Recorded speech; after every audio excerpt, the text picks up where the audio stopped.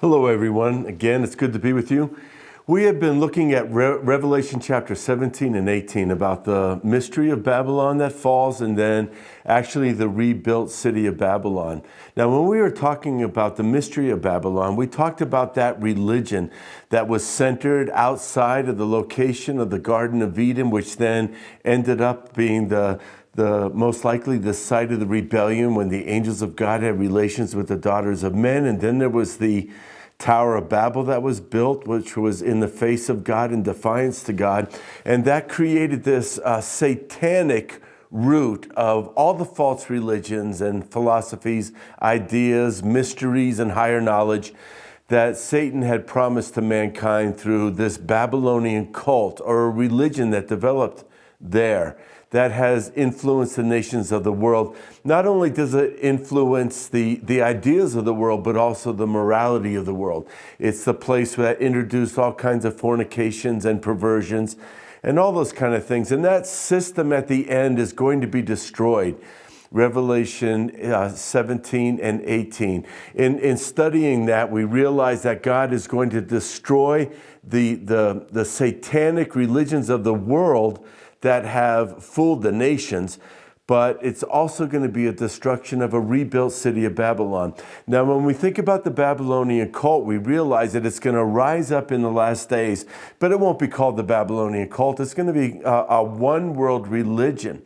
And we looked at how that has already set its course with Christianity. So when the church is raptured before the 7 years of trouble or the tribulation period, that will be the taking up of the true believers. But we need to understand that there will be the systems, the religious Christian system that will be left behind. I mean, the cathedrals, the buildings, the Vatican, the big mega churches, those buildings are still going to be around, and there will be some who will take up the gap when the true believers are taken away. So when we're looking at this, I want to just take a few moments to talk about what's going on in the United Arab Emirate and in the city of Abu Dhabi. In that city, there is actually already the establishment of a mixture of all the religions of the world, the Abrahamic religions. So there's a shrine being built, and it's going to open this year in 2022. That's going to include a synagogue, and it's going to include a mosque, and it's going to include a church. So it will take Islam, Judaism, and Christianity and bring them together to work together to cooperate with the idea of tolerance. Now listen, I believe in being tolerant, and I don't believe that any religious movement should advance itself through the starting of wars or troubling each other. That's not a bad idea, but what they're talking about here is mixing the idea of all these paths to God, bringing a brotherhood, a fraternity of coming together of like-mindedness. Now, we understand that during the tribulation period that the Antichrist is going to spearhead this coming together of religions to allow it to be a part of the advancement of what the Antichrist wants to bring to the earth, but he's only going to tolerate for a while. He won't allow there to be a coming together of a one world religion without him ultimately destroying it to establish himself as the object of worship. So here's some things that we need to be thinking about during this time. In February of 2019, Pope Francis signed an agreement with a Grand Imam, El Tayeb, and they came together to create this, and it's called the Higher Committee of Human Fraternity.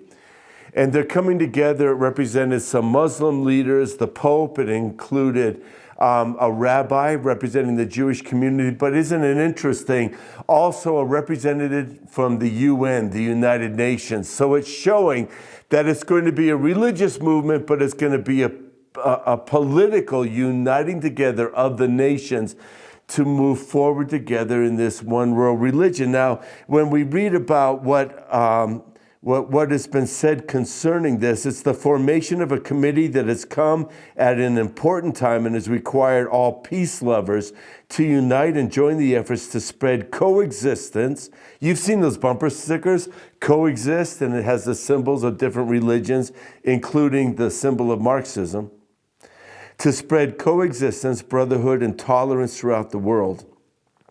And that was stated by one of the committee members. Now, let me help you to also understand, isn't it very interesting that this all came together in 2019, then at the beginning of 2020, it rallied them to call for a global prayer gathering and global prayer meetings to stop the global pandemic.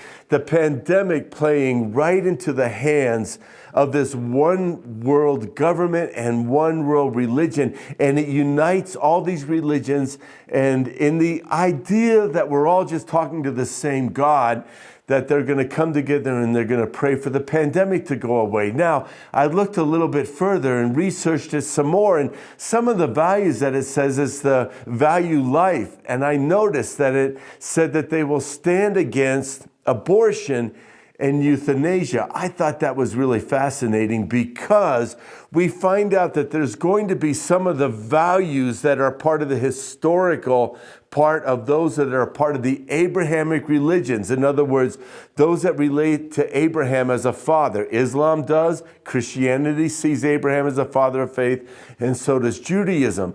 But the Antichrist is going to allow that to come up and to take preeminence. But at the same time, he's ultimately going to tear down such values that they might find in common, such as not condoning abortion. So we can find out that this one world religion will not ultimately stand because Satan, who hates humanity, is going to tear it down.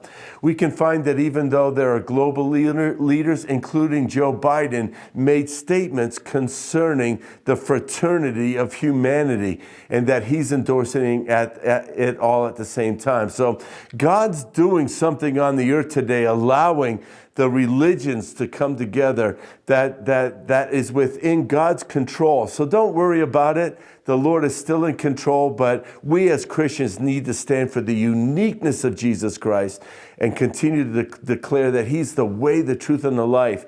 This other coexisting, coming together, really is going to be the ultimate strategy of the Antichrist. So God's in control, and we're so glad to stand for the Lord Jesus Christ.